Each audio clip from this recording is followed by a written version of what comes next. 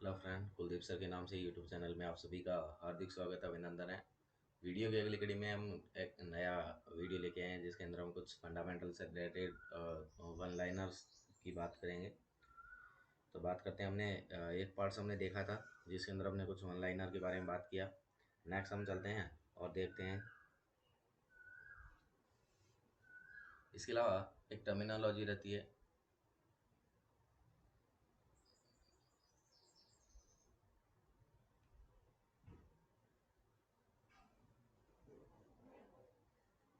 एक टर्मिनोलॉजी रहता है जैसे क्या है, जिसको हम बोलते हैं अडक्शन।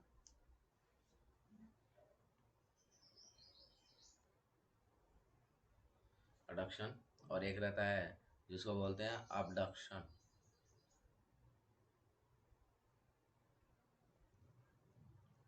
और दूसरे को हम क्या बोलते हैं? दूसरे को बोलते हैं अबडक्शन। क्या होता है अडक्शन और क्या होता है अबडक्शन? तो अडक्शन यानी कि जो अडक्शन यानी कि एडोना। और एडोना क्या कि जैसे क्या है, कोई पर्सन है,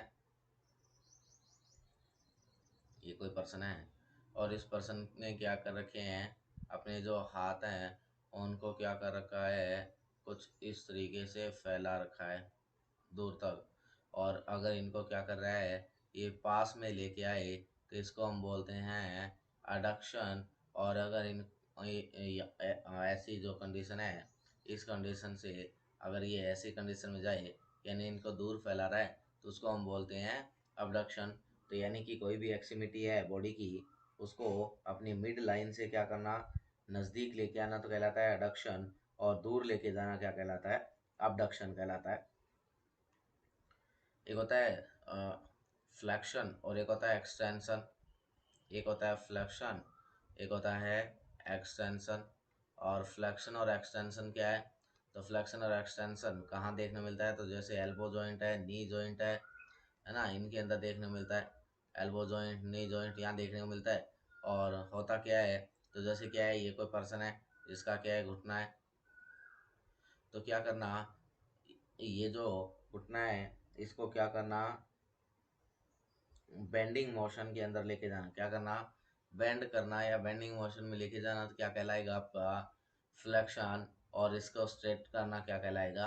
एक्सटेंशन। तो इसको अगर क्या कर रहा है पेशेंट, जिसने क्या किया, अपने घुटने को इस तरीके से मोड़ लिया है, दिस इज, ये जो प्रोसेस है इसको हमने बोला फ्लेक्शन।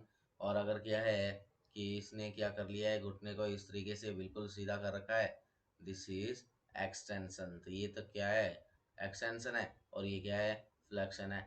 ये क्या है, अबडक्शन है। और ये क्या है, अडक्शन है। इसके अलावा और क्या बात रहती है? इसके अलावा सॉल्यूशन के बारे में, कौन सा सॉल्यूशन आइसोटोनिक रहता है, कौन सा हाइपोटोनिक है, कौन सा हाइपरटोनिक है, अगर ऐसी बात करें तो सॉल्यूशन की अगर बात करें, सॉल्यूशन,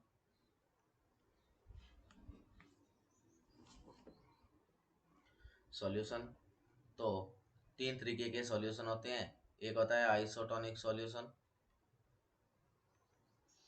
एक होता है हाइपोटोनिक सॉल्यूशन, और एक होता है हाइपरटोनिक सॉल्यूशन। तीन तरीके के सॉल्यूशन होते हैं, isotonic solution, hypotonic solution, hypertonic solution. क्या होता है इनमें? तो आइसोटोनिक सॉल्यूशन यानी कि वो सॉल्यूशन, आइसोटोनिक सॉल्यूशन क्या होता है? तो सॉल्यूशन,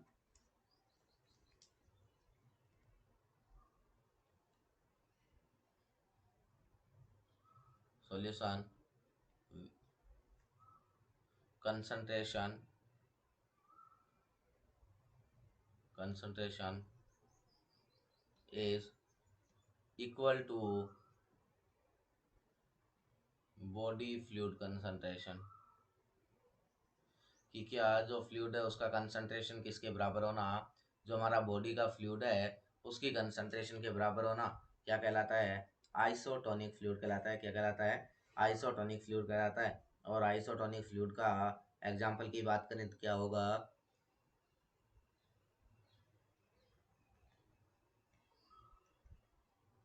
NS 0.9%।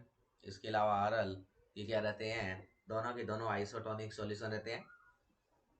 दूसरा है हाइपोटोनिक सॉल्यूशन।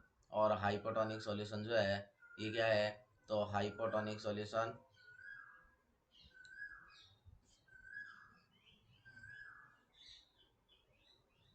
सॉल्यूशन कंसंट्रेशन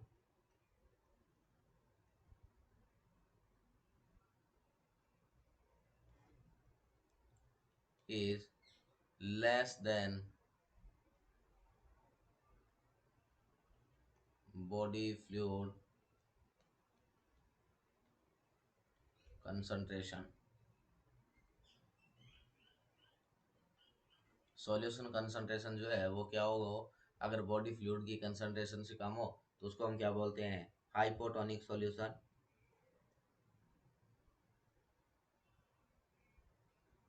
और इसका एग्जांपल क्या रहेगा, तो इसका एग्जांपल 0.5% एन एस है, 0.33 एन एस है, पॉइंट सॉरी 25% एन एस है, तो ये जो है रहते हैं।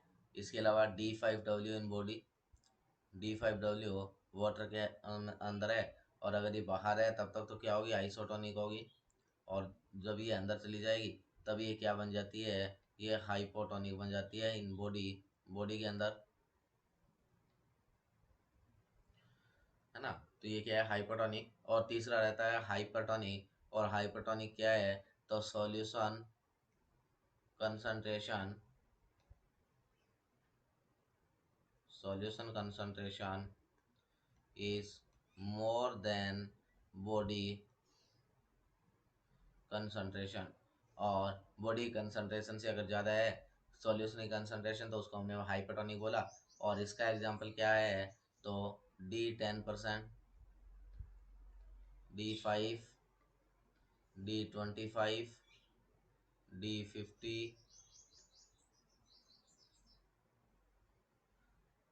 ये सारे के सारे किसमें आएंगे,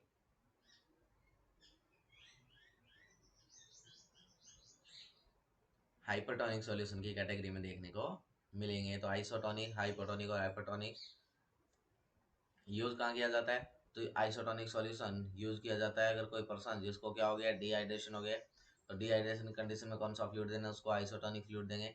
अगर किसी पेशेंट को सेलुलर डिहाइड्रेशन हो गया है तो कौन सा फ्लूइड देंगे, तो दिया जाएगा हाइपोटोनिक फ्लूइड। और अगर किसी पेशेंट को सेलुलर एडिमा हो गया है तो क्या देंगे, हाइपरटोनिक सॉल्यूशन देंगे।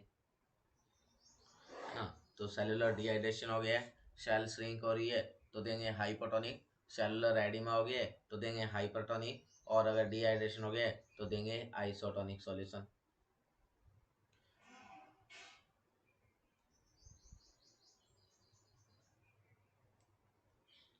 इसके अलावा और क्या बात रहती है, तो नेक्स्ट अगर बात करें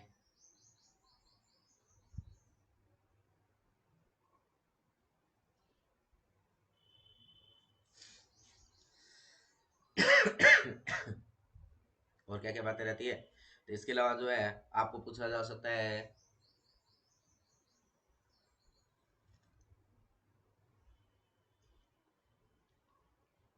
कि एक हॉस्पिटल से हमने क्या करना है, कोई एमएलसी का रिकॉर्ड निकलवाना है।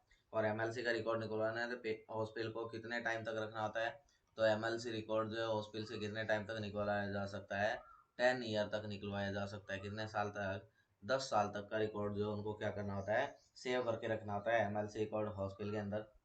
तो 10 ईयर तक हम क्या कर सकते हैं, निकलवा सकते हैं। इसके अलावा आपको पूछा जा सकता है कि फिजिकल एग्जामिनेशन का सीक्वेंस क्या है, आपको पूछा जा सकता है फिजिकल एग्जामिनेशन का सीक्वेंस। और फिजिकल एग्जामिनेशन का सीक्वेंस क्या है, यह आपको पूछा जा सकता है। इसी के साथ दूसरा क्वेश्चन कि एब्डोमिनल एग्जामिनेशन या एब्डोमिनल असेसमेंट जो है उसका जो है सीक्वेंस क्या है, एब्डोमिनल एग्जामिनेशन। तो फिजिकल एग्जामिनेशन का स्टेप और एब्डोमिनल का स्टेप क्या रहेगा, तो सबसे पहले हमें क्या करना होता है, इंस्पेक्शन करना होता है। क्या करेंगे, अगर आप फिजिकल एग्जामिनेशन कर रहे हैं तो सबसे पहले आप क्या परफॉर्म करें, इंस्पेक्शन करें। उसके बाद आप क्या करें, पाल्पेशन करें, क्या करें, पाल्पेशन करें। उसके बाद आप क्या करें, परकशन करें। और उसके बाद आप क्या करें, उसको ऑस्कल्टेट करें। क्या करें? ऑस्कल्टेट करें।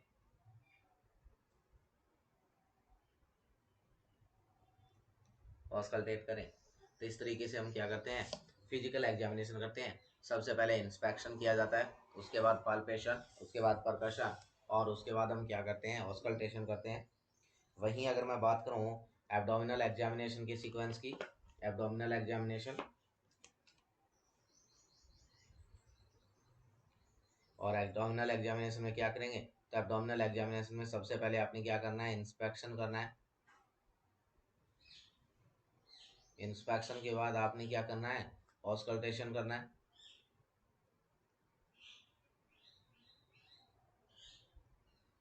उसके बाद आपने क्या करना है, परकसन करना है। और उसके बाद आपने क्या करना है, पाल्पेशन करना है। एब्डोमिनल एग्जामिनेशन में पाल्पेशन हमेशा ही क्या होता है, सबसे लास्ट में होता है। Palpation method perform in last. Palpation method perform at last time of procedure, at last या एंड ऑफ प्रोसीजर। ऐसा क्यों? ऐसा इसलिए कि अगर क्या है, हम क्या कर रहे हैं, एब्डोमिनल एग्जामिनेशन कर रहे हैं और आपने क्या कर दिया वहाँ पे एब्डोमिनल एग्जामिनेशन के लिए, आपने क्या किया, इंस्पेक्शन किया, और इंस्पेक्शन करने के बाद अगर अस्कल्टेशन से पहले क्या कर दिया, पाल्पेट कर दिया, तो उस कंडीशन में क्या हो जाएगी, वहाँ जो है आपको साउंड जो है, जो अस्कल्टेशन है उसके अंदर क्या होगी, प्रॉब्लम होगी। आप अच्छे से जो है बाउल साउंड को अल्टर कर देगा। ये आप ऐसा कह सकते हैं कि अगर आपने क्या किया, if palpation perform before, palpation perform before auscultation,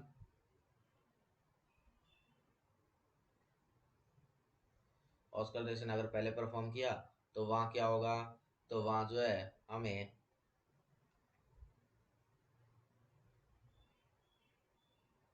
false क्या सुनने को मिलेगा, फॉल्स यानी कि झूठी पेरिस्टाल्टिक मूवमेंट देखने को मिलेगी। या वहाँ क्या हो जाएगा, आप ऐसे कह सकते हो कि पाल्पेशन से क्या हो जाएगा, पेरिस्टाल्टिक मूवमेंट जो है वो बढ़ जाएगी। क्या हो जाएगी, पेरिस्टाल्टिक मूवमेंट जो है वो इंक्रीज हो जाएगी जब हम क्या करेंगे, पाल्पेट करेंगे। और हमारी जो ऑस्कल्टेशन है वो अच्छे से नहीं हो पाएगा। तो इसलिए क्या है, एब्डोमिनल एग्जामिनेशन में हम पाल्पेशन सबसे लास्ट में करते हैं। और जो है इसके इससे पहले क्या करते हैं, इंस्पेक्शन, ऑस्कल्टेशन, परकशन और पाल्पेशन।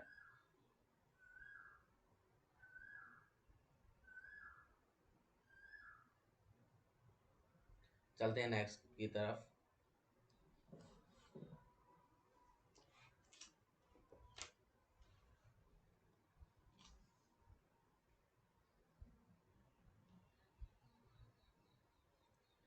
इसके अलावा और क्या रहता है, तो इसके अलावा आपसे पूछा जा सकता है किसके बारे में, कि एक पेशेंट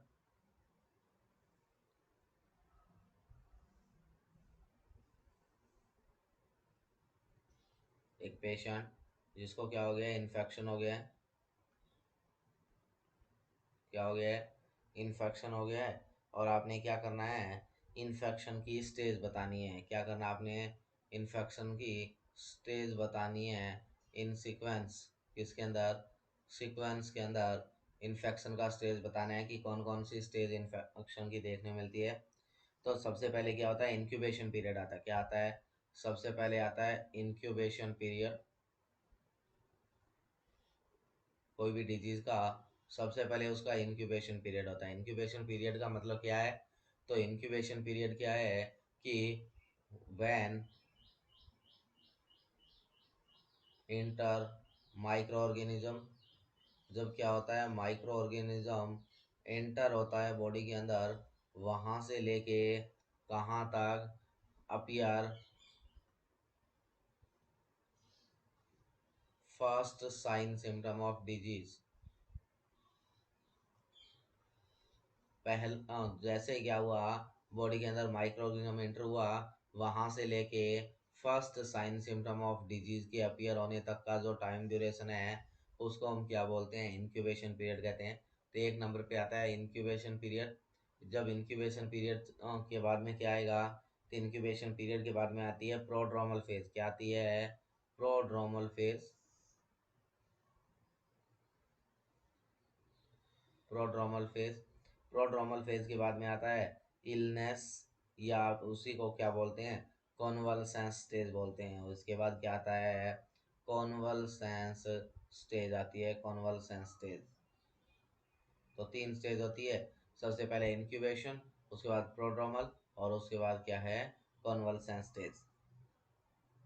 नेक्स्ट अगर बात करें तो क्या होता है, कुछ ऐसे फैक्टर्स जो क्या करते हैं, जो हमारी सैचुरेशन के लेवल को क्या कर देते हैं, गलत रीडिंग दे देते हैं, लो रीडिंग देते हैं। ऐसी कौन कौन सी कंडीशन है?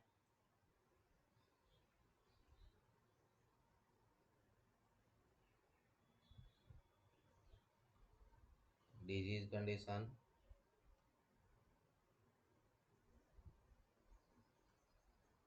That's may cause, that's may cause low false reading, low false reading through the pulse oximeter. तो वो कौन सी कंडीशन है? तो उसमें क्या आता है आपकी, जैसे एनीमिया है। कौन कौन सी कंडीशन है? तो एनीमिया आता है, एनीमिया आता है। इसके अलावा एक कंडीशन होती है जिसका नाम है मैथेमोग्लोबिनोमिया। क्या? मैथेमोग्लोबिनीमिया,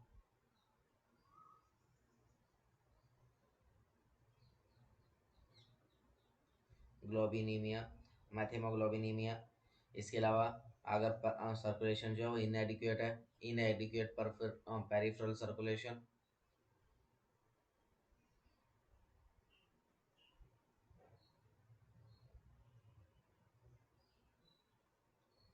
इनएडिक्वेट पर पेरिफेरल सर्कुलेशन। इसके अलावा अगर किसी ने क्या कर रखा है, कोई फीमेल पेशेंट है और उसने क्या कर रखी है, नेल पॉलिश वगैरह अप्लाई कर रखी है,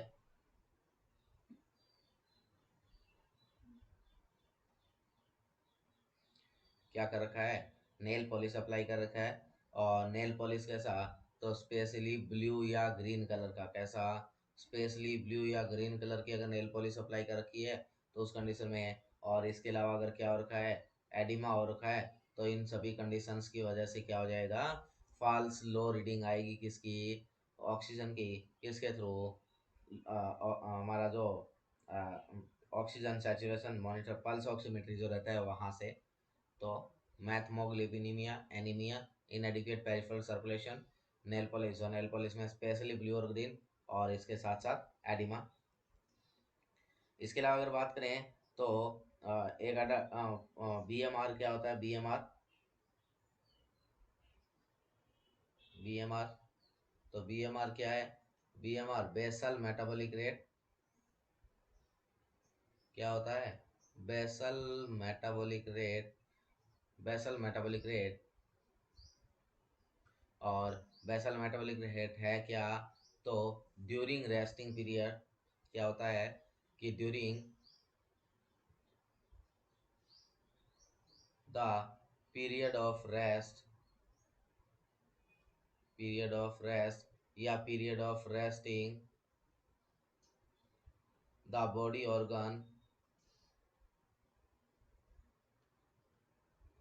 organ have need of energy for working, so the energy are provided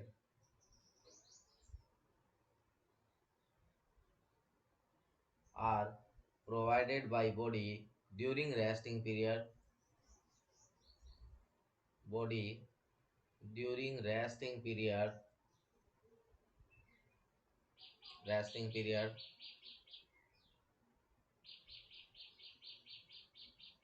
from which rate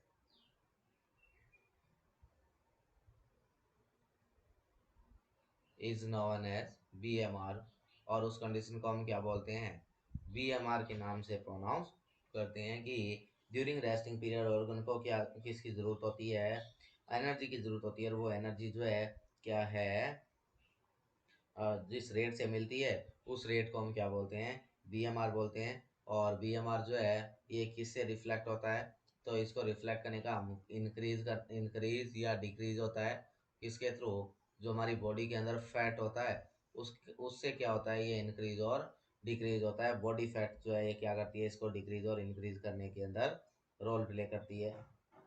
इसके अलावा जो अगर पूछा जाए कि हमारी बॉडी की नॉर्मल BMR कितनी होती है, normal BMR of our body, normal BMR होता कितना है, तो नॉर्मल BMR की बात करें, अगर मैं बात करूँ फीमेल क्लाइंट के अंदर, फीमेल के अंदर नॉर्मल BMR कितना होता है, तो फीमेल में 1490 कैलोरी, कितना, 1400 से 90 calories.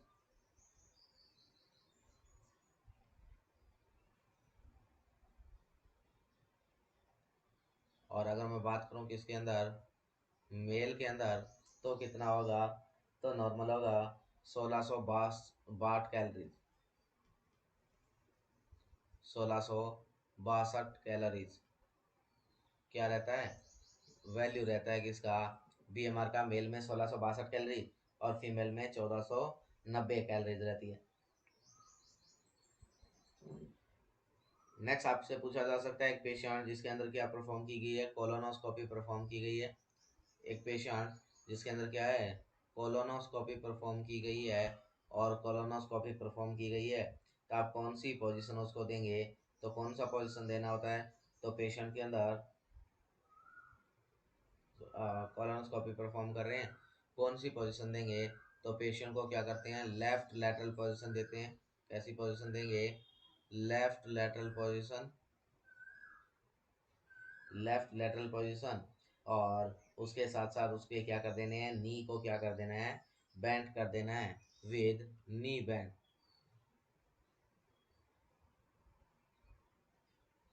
Left lateral position with knee bend, left lateral position देके उसके साथ हमने क्या कर देना है, नी को बेंड कर देना होता है।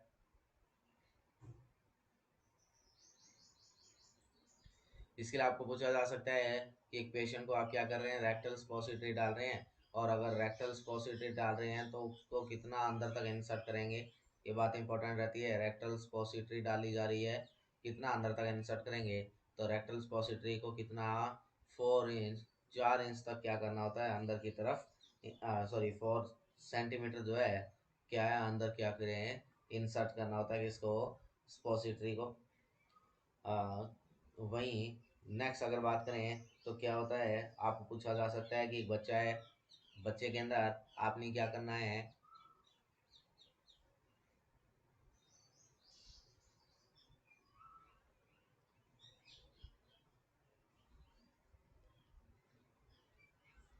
तो कौन सी साइट रहेगी, तो आपने बता देना है वास्टस लैटरलिस मसल। क्या, वास्टस लैटरलिस मसल, वास्टस लैटरलिस।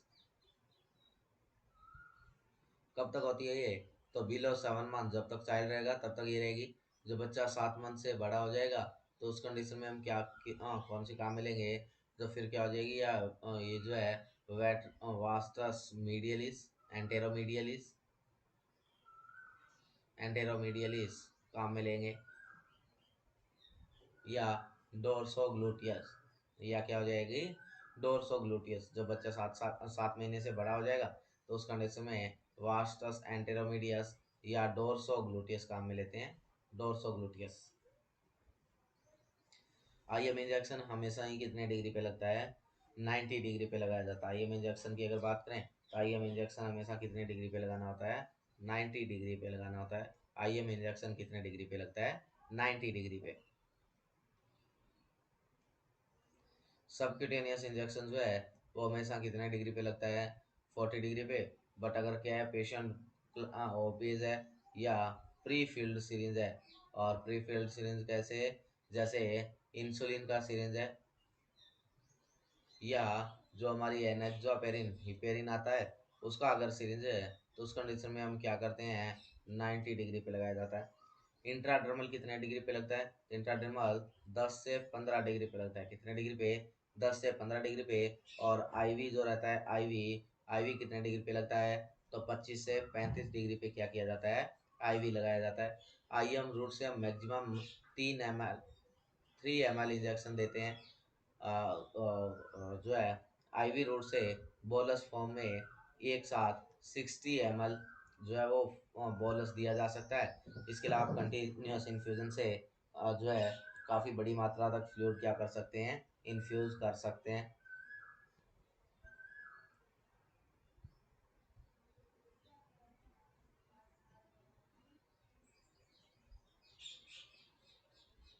सबक्यूटेनियस से मैक्सिमम कितना इंजेक्शन डाल सकते हैं, तो सबक्यूटेनियस से 1 ml, और इंट्राडर्मल से 0.1 ml।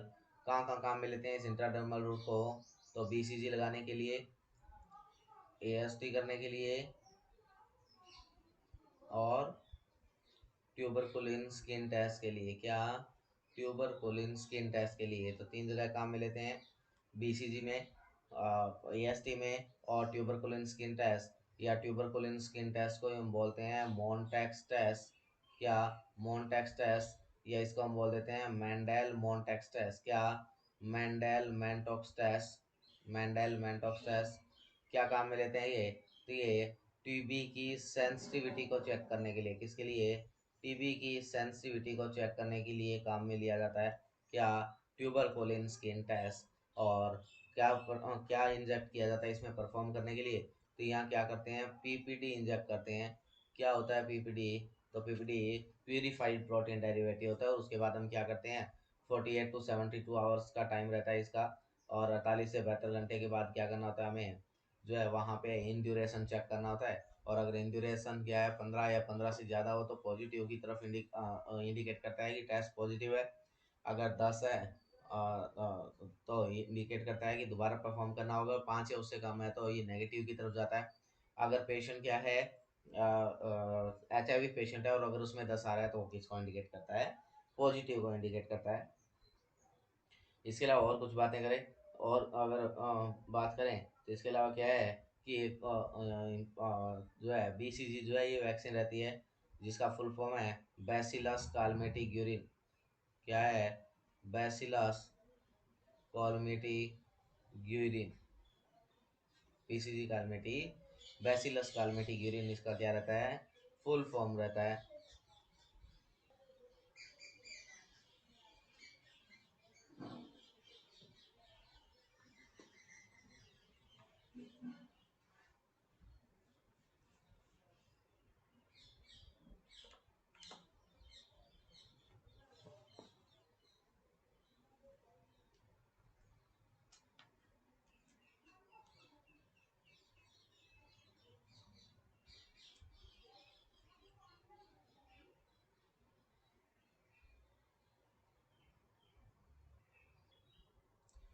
इसके अलावा आपसे पूछा जा सकता है कि एक पेशेंट है जिसको क्या करना है, हमने इंसुलिन लगाना है, और कौन सा इंसुलिन लगाना है, तो रेगुलर इंसुलिन और एनपीएस, दो टाइप की हमारे पास इंसुलिन है।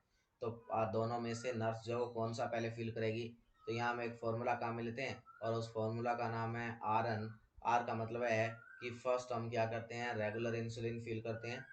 फर्स्ट क्या करना होता है, रेगुलर इंसुलिन फिल करते हैं। और सेकंड हम किसको फिल करेंगे, जो हमारा एनपीएच इंसुलिन होता है, जिसका फुल फॉर्म है न्यूट्रल प्रोटामाइन हेजिडोरन। क्या, न्यूट्रल प्रोटामाइन हेजिडोरन, न्यूट्रल प्रोटामाइन हेजिडोरन। ये क्या है काम, जो है, तो फर्स्ट क्या करना है, रेगुलर इंसुलिन फिल करें, और उसके बाद हमने क्या करना है, जो हमारा एनपीएच है उसको क्या करना होता है, फिल करना होता है। नेक्स्ट अगर बात करें तो हमें पूछा जा सकता है कि हम क्या कर रहे हैं, ऑस्कल्टेशन कर रहे हैं, और ऑस्कल्टेशन के दौरान हमें क्या हो रही है, क्रैकल साउंड आ रही है। क्या है, पूछा जा सकता है कि हम क्या कर रहे हैं, ऑस्कल्टेशन कर रहे हैं, ड्यूरिंग अस्कल्टेशन, ड्यूरिंग अस्कल्टेशन क्या हो रहा है, हमें हमें आ रही है क्रैकल साउंड आ रही है, क्रैकल्स आ रही है ना, क्रैकल साउंड सुनाई दे रही है। और पिंक फ्रोथी स्पुटम है, पिंक या ब्लड टिंज्ड स्पुटम आ रहा है, क्या आ रहा है, ब्लड टिंज्ड स्पुटम आ रहा है। ये क्या इंडिकेट करता है, तो ये इंडिकेट करता है कि उस पेशेंट को क्या हो रखा है, पल्मोनरी एडिमा हो गया है, क्या हो गया है, पल्मोनरी एडिमा हो गया है, ऐसा इंडिकेशन दे रहा है। कौन, ये पेशेंट कि जिसको क्रैकल हो रहा है और पिंक ब्लड टेंस जो है स्पुटम आ रहा है, तो ये क्या इंडिकेट करता है, पल्मोनरी एडिमा को इंडिकेट करता है। इसके साथ साथ अगर बात करें तो आपको पूछा जाएगा कि एक पेशेंट में आपने क्या करना है, रोंकाई सुनना है, रोंकाई साउंड सुनना है। और रोंकाई साउंड सुनना है तो आप कब सुनेंगे, तो रोंकाई साउंड जो है ये एक्सपायरेशन के दौरान क्या होती है, ज़्यादा लाउड होती है, लाउड ऑन एक्सपायरेशन, एक्सपायरेशन पे क्या होगी, ज़्यादा लाउड होगी, किसकी तुलना में, इंस्पायरेशन की तुलना में। तो क्या है, अगर रोंकाई साउंड सुनना है तो हम कब सुने, एक्सपायरेशन के दौरान सुने, ज़्यादा जोर से सुनाई देगी। नेक्स्ट आपसे पूछा जा सकता है कि एक पेशेंट है जिसको क्या किया जा रहा है, आपने क्या की, जो है फीडिंग दे रहे थे, क्या कर रहे थे, फीड कर रहे थे, और फीडिंग आपने क्या कर दी है, बहुत ज़्यादा फोर्सली दे रही है, किससे, गैस्ट्रिक ट्यूब से। तो इससे क्या हो सकता है,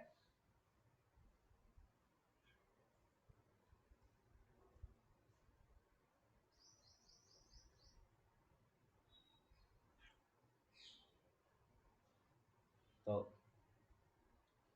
गवाज, और गवाज क्या है, तो gavage feeding through the nasogastric tube,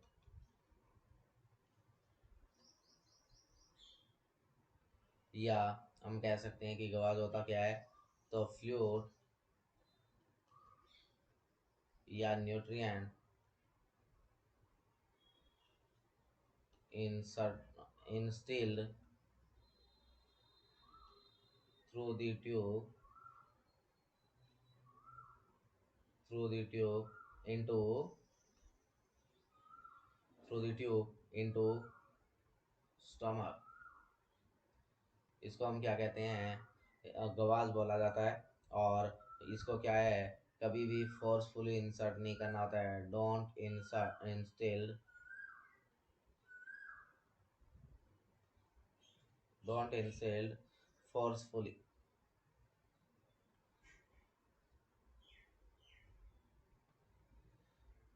तो कैसे देना होता है, तो instil under, instil under gravity, किसके थ्रू इंसिल करना होता है, ग्रेविटी के थ्रू क्या करना होता है, इंसर्ट करना होता है। एक टर्म होता है लवाज, एक टर्म क्या रहता है, लवाज, और लवाज क्या होता है, तो लवाज रिमूव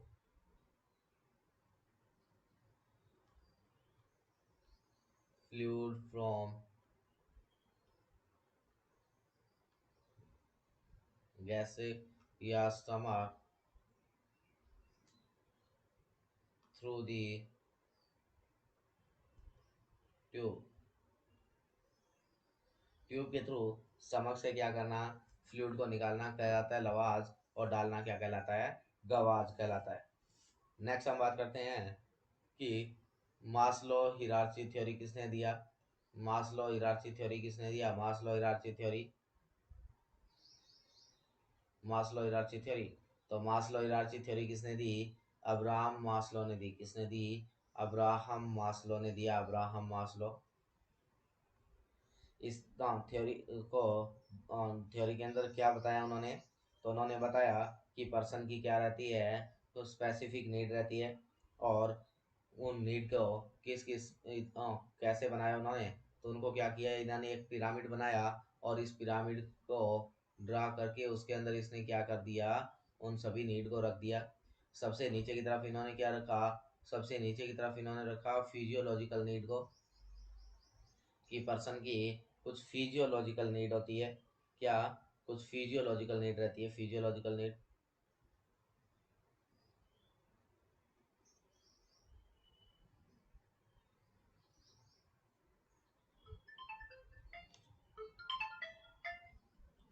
फिजियोलॉजिकल नीड क्या?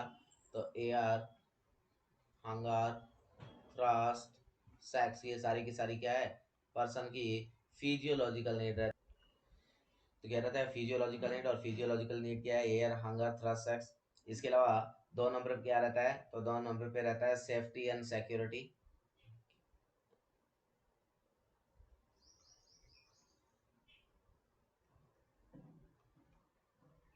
Safety and security. उसके बाद क्या आता है, तो उसके बाद आता है लव एंड बिलोंगिंगनेस।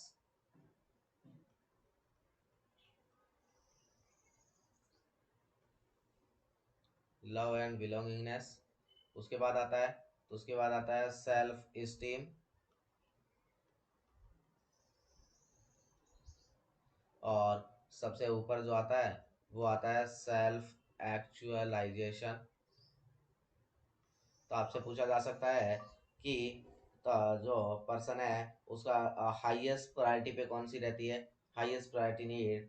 तो हाईएस्ट प्रायोरिटी नीड की बात करें तो हाईएस्ट प्रायोरिटी नीड क्या रहती है, तो फिजियोलॉजिकल नीड जो है क्या है, हाईएस्ट प्रायोरिटी नीड कहलाती है ना। फिजियोलॉजिकल नीड क्या रहती है, हाईएस्ट प्रायोरिटी नीड है, हाईएस्ट प्रायोरिटी नीड। अगर आपको पूछे हाईएस्ट प्रायोरिटी नीड कौन सी है, तो आप बोलेंगे फिजियोलॉजिकल नीड। और अगर हमें बोले कि मोस्ट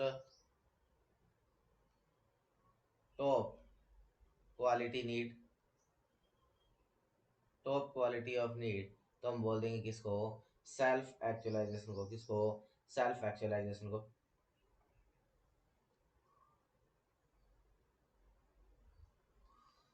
तो ये क्या रहता है, मास्लो हायरार्की थ्योरी किसने दिया, अब्राहम मास्लो ने, जिसके अंदर इसने क्या बताया, 5 बातें बताई। फिजियोलॉजिकल नीड होती है पर्सन की, उसके बाद safety security, love belongingness, self esteem और सेल्फ एक्चुअलाइजेशन। चलते हैं नेक्स्ट क्वेश्चन की तरफ।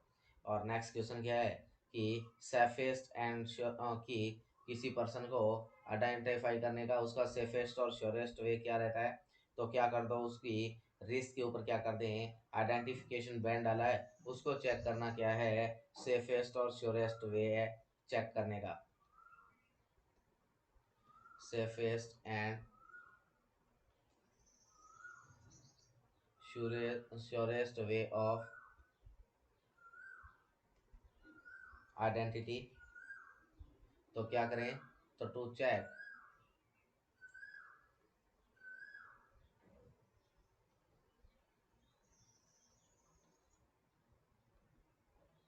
Identification band of patient that's on wrist. जो पेशेंट की रिस्ट के ऊपर बंधा हुआ है वो उसका क्या करें, हम आइडेंटिफिकेशन बैंड चेक करें। इसके अलावा सबसे इंपॉर्टेंट बात रहती है, आपके पूछे जा सकता है कि प्राइमरी कंसर्न क्या रहता है पेशेंट की केयर के लिए। तो पेशेंट की केयर के अंदर जो प्राइमरी कंसर्न जो होता है, प्राइमरी कंसर्न वो कौन रहता है, वो रहता है safety. Safety is the primary concern. Safety क्या है, प्राइमरी कंसर्न रहता है। नेक्स्ट बात आती है कि एक पेशेंट है जिसको क्या डाल रखा है हमने, चेस्ट चेस्ट ड्रेनेज सिस्टम लगाया हुआ है। क्या है, एक पेशेंट है जिसको चेस्ट ट्यूब ड्रेनेज सिस्टम लगा रखा है। क्या लगा रखा है, चेस्ट ट्यूब ड्रेनेज सिस्टम लगा रखा है। और उस चेस्ट ट्यूब ड्रेनेज सिस्टम में क्या हो गया है, जो ऑसिलेशन ऑफ ट्यूब है वो क्या हो गया है, स्टॉप हो गया है। ऑसिलेशन ऑफ ट्यूब क्या हो गया है, स्टॉप हो गया है। इसका मतलब क्या है, तो अगर क्या है ऑसिलेशन ऑफ ट्यूब अगर लेस देन 24 आवर के अंदर स्टॉप हो गया है, तो इसका मतलब ये इंडिकेट करता है कि यहाँ क्या आ गया है, कोई ऑब्स्ट्रक्शन आ गया है, ट्यूब ऑब्स्ट्रक्शन हो गई है। और अगर मोर देन 24 आवर्स पे आया है, इसका मतलब लंग्स क्या हो गया है, लंग्स री एक्सपांड, लंग क्या हो गया है, दोबारा से एक्सपेंड हो गया है, ऐसा है ना। तो अगर क्या है ऑसिलेशन ट्यूब के अंदर स्टॉप हो गया है, और अगर क्या है कि अगर लेस देन 24 आवर है तो ये ऑब्स्ट्रक्शन है। और अगर क्या है कि ट्यूब डाले को 24 घंटे से ज़्यादा हो गए हैं, इसका मतलब है कि लंग्स क्या हो गया है, री एक्सपांड हो गए हैं। ये आपको पूछा जा सकता है कि चेस्ट ट्यूब ड्रेनेज सिस्टम के अंदर जो ट्यूब है उसके अंदर क्या देखने को मिल रहा है, ट्यूबिंग के अंदर ऑसिलेशन देखने को मिल रहा है। ऑसिलेशन अगर प्रेजेंट बताया जा रहा है, ऑसिलेशन प्रेजेंट है, और कैसे, तो इंटरमिटेंटली। कैसे है, अगर इंटरमिटेंट ऑसिलेशन प्रेजेंट है तो ये क्या इंडिकेट करता है, तो ये प्रॉपर फंक्शनिंग को इंडिकेट करता है। किसको, प्रॉपर फंक्शन, कि ये क्या है, नॉर्मल फंक्शन कर रहा है, इससे हो रहा है। ये आपको पूछा जा सकता है कि क्या हो रहा है, एयर बबल्स आ रहे हैं, क्या हो रहे हैं, एयर बबल देखने को मिल रहे हैं चेस्ट ट्यूब ड्रेनेज सिस्टम में। और कैसे, तो इंटरमिटेंट देखने को मिल रहे हैं। कैसे देखने को मिल रहे हैं, इंटरमिटेंट देखने को मिल रहे हैं। और अगर इंटरमिटेंट एयर बबल्स आ रहे हैं इसका मतलब ये नॉर्मल है। और अगर कंटिन्यूअस एयर बबल वहाँ देखने को मिले, कंटिन्यूअस देखने को मिले, तो इसका मतलब वहाँ क्या हो रहा है, एयर लीकेज हो रहा है, कनेक्शन लूज हो सकता है, उसको क्या करना होता है, चेक करना होता है। नेक्स्ट नेक्स्ट क्वेश्चन रहता है, और नेक्स्ट क्वेश्चन क्या है, तो नेक्स्ट क्वेश्चन आपको पूछा जा सकता है कि एक क्लाइंट जिसको क्या किया गया है, सेंसटेकन ब्लैकमोरे ट्यूब डाला गया है। क्या है, एक क्लाइंट है जिसको क्या किया गया है, सेंसटेकन ब्लैकमोरे ट्यूब डाला गया है। ब्लैक मोरे ट्यूब डाला गया है। कौन सी पोजीशन दी जाएगी पेशेंट को, तो पेशेंट को जिसको सेंसटेकन ब्लैक मोरे ट्यूब डाली है उस पेशेंट को आपने क्या करना है, सेमी फाउलर पोजीशन देते हैं। कैसी पोजीशन दी जाती है, सेमी फाउलर पोजीशन दी जाती है। सेमी फाउलर पोजीशन क्या होती है, सेंसटेकन ब्लैक मोरे ट्यूब, तो सेंसटेकन ब्लैक मोरे ट्यूब ये 4 ल्यूमन ट्यूब रहता है। कितने ल्यूमन, 4 ल्यूमन ट्यूब होता है, 4 ल्यूमन। 4 ल्यूमन कौन कौन से, तो अगर बात करें तो ये कुछ इस तरीके का ट्यूब रहता है।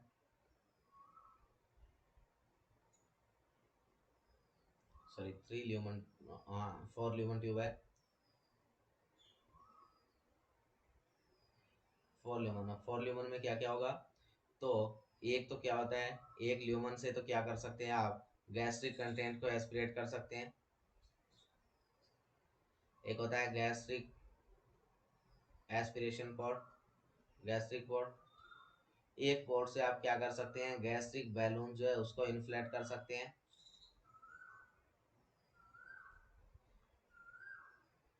गैस्ट्रिक बैलून एक पॉट जो है जिसे आप क्या करते हैं,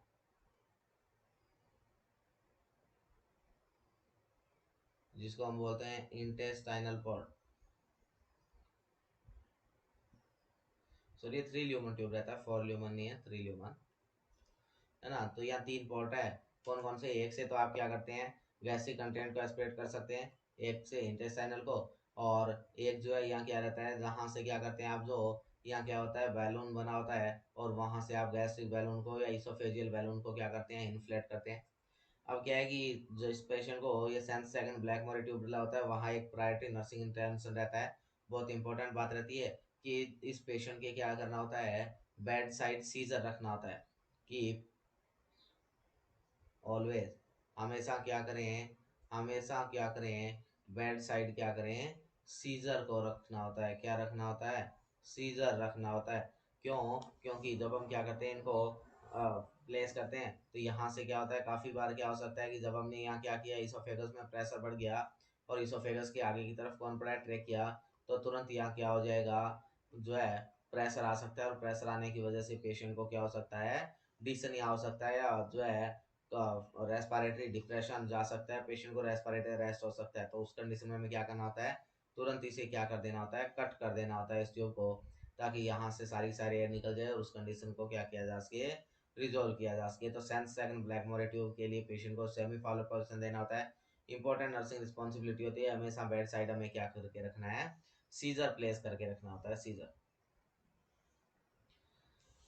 नेक्स्ट क्वेश्चन की तरफ चलते हैं। नेक्स्ट आपसे पूछा जा सकता है कि हाइपोकैल्सीमिया का साइन क्या है, साइन सिम्टम ऑफ हाइपोकैल्सीमिया।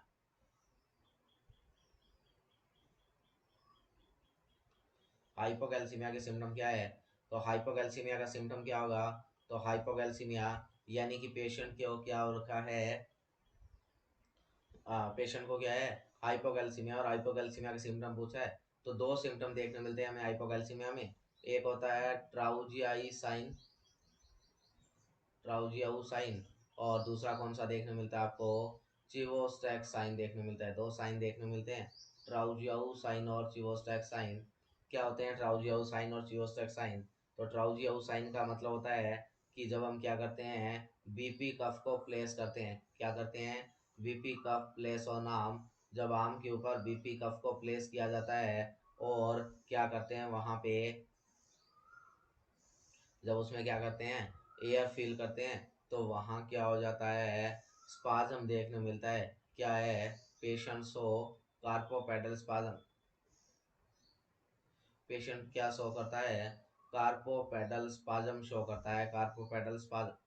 तो क्या है कि ट्राउजियो साइन, बीपी का प्लेस करते हैं आम पे, और जब उसमें एयर फिल करते हैं तो पेशेंट कार्पोपेडल स्पाज्म शो करता है। इसको हमने क्या बोला, ट्राउजियो साइन। एक है चिवोस्टैक साइन, और चिवोस्टैक साइन क्या है कि जब हम क्या करते हैं, इन फ्रंट ऑफ ईयर, जब हम क्या करते हैं, ईयर के फ्रंट में, कहाँ पे, गाल के ऊपर, जब क्या करते हैं, लाइट टैपिंग करते हैं, क्या करते हैं, लाइट टैपिंग करते हैं, तो क्या होता है, फेशियल मसल जो है उनके अंदर क्या होता है, स्पाजम होता है। क्या होता है, facial muscle show spasm. Facial muscle क्या करती है, स्पाजम शो करती है, उस साइड की फेशियल मसल जो है वो क्या हो जाती है, कॉन्ट्रैक्ट हो जाती है। तो ये दोनों जो है साइन क्या इंडिकेट करते हैं, दोनों सिम्टम्स जो है वो हाइपोकैल्सीमिया को क्या करते हैं, इंडिकेट करते हैं, इंडिकेट। नेक्स्ट क्वेश्चन की तरफ चलते हैं। और नेक्स्ट क्वेश्चन आपसे पूछा जा सकता है कि एक पेशेंट जिसको क्या करना है, ब्लड ट्रांसफ्यूजन करना है, और ब्लड ट्रांसफ्यूज करना है तो उसमें कौन से गोज का कैनोला काम में लेते हैं, तो 16 गोज का कैनोला काम में लिया जाता है। अगर क्या करना होता है, मैसिव ब्लड ट्रांसफ्यूजन करना है, मैसिव ब्लड ट्रांसफ्यूजन, तो उस कंडीशन में हम सॉरी 18 गोज का कैनोला काम में लेते हैं। और अगर मैसिव ब्लड ट्रांसफ्यूजन कर रहे हैं तो 16 गोज का कैनोला काम में लेते हैं, 16 गोज। अगर लार्ज अमाउंट में फ्लूइड देना है, कोई एक्सीडेंटल पेशेंट है उसको फ्लूइड एडमिनिस्टर करना है, तो भी आप 18 गोज का कैनोला काम में लेंगे। अगर मैसिव ब्लड ट्रांसफ्यूजन करना है तो उस कंडीशन में 16 गोज का कैनोला जो क्या है, काम में लिया जाता है। और अगर आपको रेंज में पूछे कि अप्रोप्रिएट नीडल कौन सी रहती है ब्लड ट्रांसफ्यूजन के लिए, तो आपने रेंज में बताना है 16 से 20 गेज का कैनोला। जो 16 से 20 गोज है वो क्या है, रेंज के अंदर क्या है, अप्रोप्रिएट रहेगा किसके लिए, ब्लड ट्रांसफ्यूजन के लिए।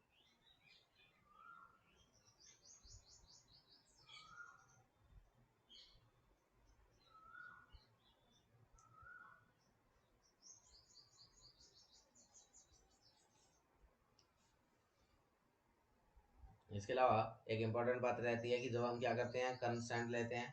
कंसेंट क्या है, तो कंसेंट एक लीगल डॉक्यूमेंट है। क्या है, is a legal document,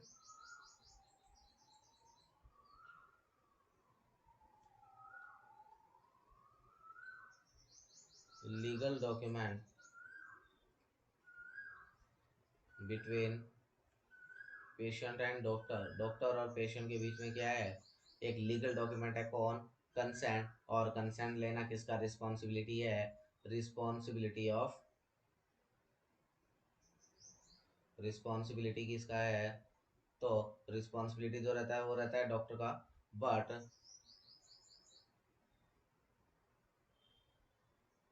responsibility for ensurity, responsible for ensure या चेक, एंश्योर करने के लिए या चेक करने के लिए कि लिया है कि नहीं, उसके लिए कौन है, तो उसके लिए जो है वो नर्स क्या रहती है, रिस्पॉन्सिबल रहती है। अब इम्पोर्टेंट बात है कि कंसेंट कैसे कैसे लिया जा सकता है। तो अगर हमारे पास कोई इमरजेंसी कंडीशन है, और इमरजेंसी कंडीशन में कोई पेशेंट आया है और हमें क्या करना है, वहाँ कोई प्रोसीजर करना है, तो वहाँ आप कौन कौन से तरीके से ले सकते हैं। तो अगर आपके पास में रिलेटिव है तो आप जो है तुरंत वहाँ से ले सकते हैं। नहीं तो आप क्या कर सकते हैं, फैक्स के थ्रू, टेलीफोन के थ्रू, है ना, या आप कोई टेलीग्राफिक मोड को काम में लेते हुए क्या कर सकते हैं, कंसेंट को ले सकते हैं। नेक्स्ट आपसे पूछा जा सकता है डेसिबल किसका यूनिट है, डेसिबल। तो आपने बताना है डेसिबल किसका यूनिट है, यूनिट ऑफ साउंड, साउंड का यूनिट है कौन, डेसिबल।